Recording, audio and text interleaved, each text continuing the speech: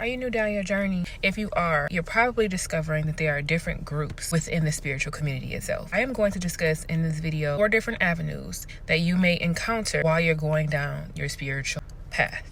These different groups within the spiritual community I'm going to talk about. Particularly, I'm going to shout out what I love about each one of these groups. And then I'm going to shout out some things that could possibly be hypocritical, contradicting, all of that jazz, and different things to look out for when you're starting down your journey, navigating each one of these groups while you're on your own journey. This is no particular order. Really, what I love about the 533D conspiracy group is they're really out here doing the footwork. Like, these are people that really don't give a fuck about being labeled conspiracy. They're speaking their minds, they're speaking their ideas. They're really putting different ideas or critical thinking thoughts in people's heads that typically wouldn't pay attention to what's going on. When you are starting down your path, these are typically the people that you run into. Typically, when you're starting down your own path, you're typically curious. These are the people that spark the curiosity. These are the people that make you realize that coincidences are not coincidences. These are these people. Now let's talk about what to look out for. You are still dealing with people, souls living human experience. There's a leader in every community, or people that consider themselves leader, and they have every right to do that. So when you run into these types of people, here are some things to look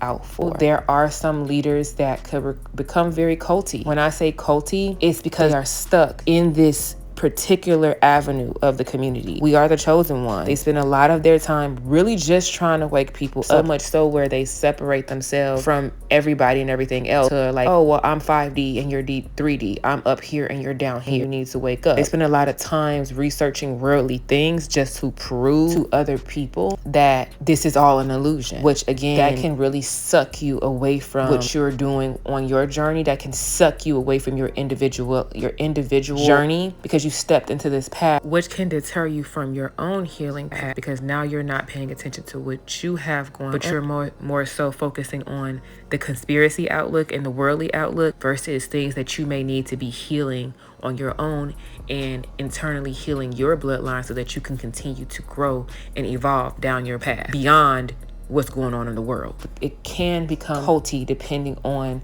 who you're getting your information from. So it is important to know while you're in this particular avenue of the spiritual community to really pay attention to the information that you're receiving. A lot of the times within this community, depending on who you run into and how you're receiving the information, it could ignite spiritual psychosis. All right, our crystals avenue, light workers, healers, starseed, astrology. What I love about this group, there's a lot of healing in this group of people. There's a lot of pushing you to step outside of your comfort zone within this community. There's a lot of knowledge, so much knowledge within this part of the community. I believe like this part of the community expands on what the 5D Ascension Talk part, they expand on that. You kind of start with we are the chosen ones, and then you kind of step into there's more information and there's more solution within this part of the community. There is less fear, less opportunity to get sucked into like culty behavior. There is still some spiritual psychosis that can happen depending on which person that you receive information from. However, there is less culty-like behavior, and that is because of some of the cons that I'm going to talk about. All right, boom, the con. This community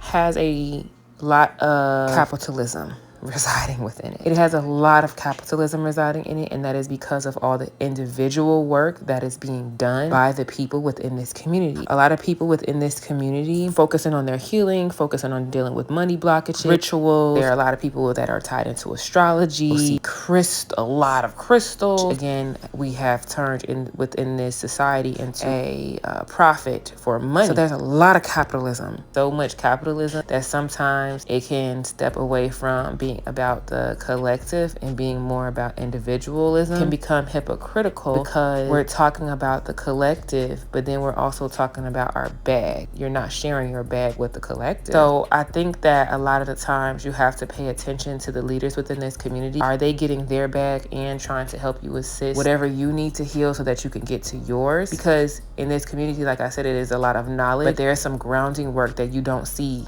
in the other community that you do see. This part of the community that realizes that we are living in this world, period. And while you're living in this world, Unfortunately, you're going to have some type of money to survive until things change. That's just what it is. It's a balance that you have to find. I just feel like, yeah, in this part of the community, you find a lot more balance between ego, higher self, and your shadow because of the healing work that's going on within this part of the community. What we can look out for, a lot of people get caught on astrology, and it's only astrology. They get caught on rituals, and it's only rituals. They get caught so much in abundance that their abundance turns into individual mindset. So this is something to just be mindful of while navigating part of the spiritual community. Like I said, it's less culty behavior in this community, but it could be, because when you start getting in and meeting with people who are like, well, I'm a healer, I'm a light worker, I'm a starseed, then that starts to separate themselves from, like, I'm almost like I'm not human, and these other people are beneath. Unless they wake up, they're fucking doomed. That kind of goes into like culty behavior, or kind of brings you back to the church. I'm gonna stop there and move on to the next group.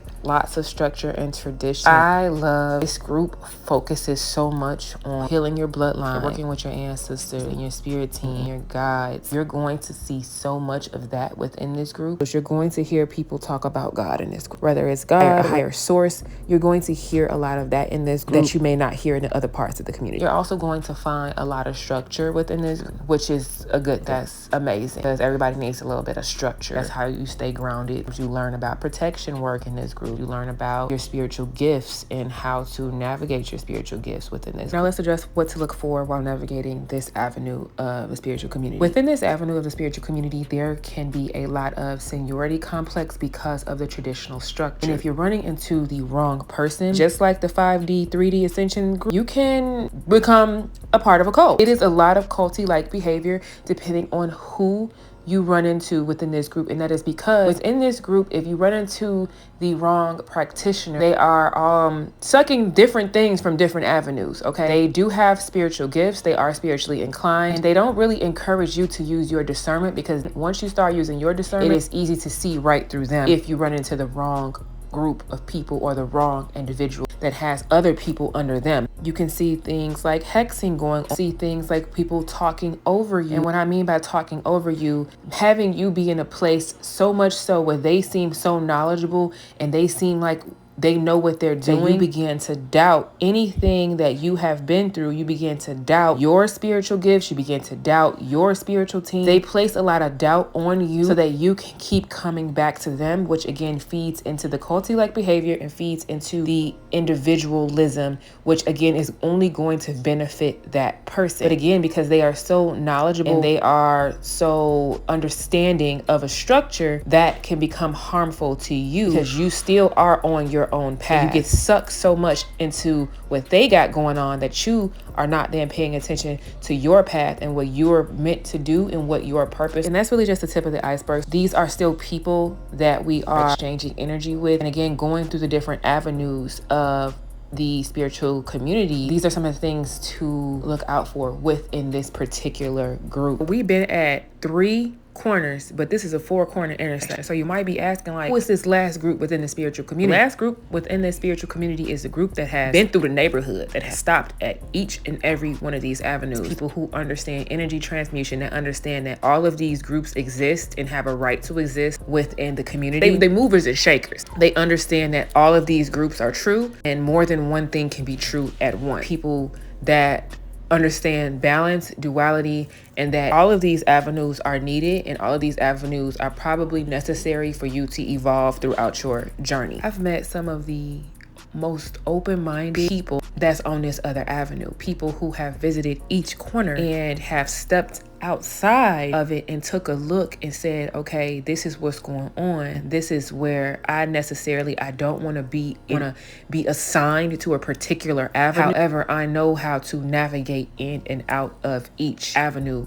within the spiritual community because it is indeed necessary. But they also understand purpose comes with community, but it is necessary to take some time to evolve and to grow. And then finding the tribe that you're evolving and growing within. I like to really say, and I'm sure that y'all have heard me say it before, like same ocean, different boat, knowing that there's a collective need, but also understanding that you were placed here to do what you have to do. It's like a double mission type thing. Y'all see where I'm going with that. You typically can have very introspective conversations with these people that are going to be within the last but not least avenue of this conversation. If you are somebody that is starting down your path, don't get stuck on a corner. Move around, see and feel what's comfortable. So what you should take away from each avenue or each corner that you stop on within the spiritual community is that you need your discernment. You need your spiritual team. You need your guides. Never shut those aspects off from yourself, no matter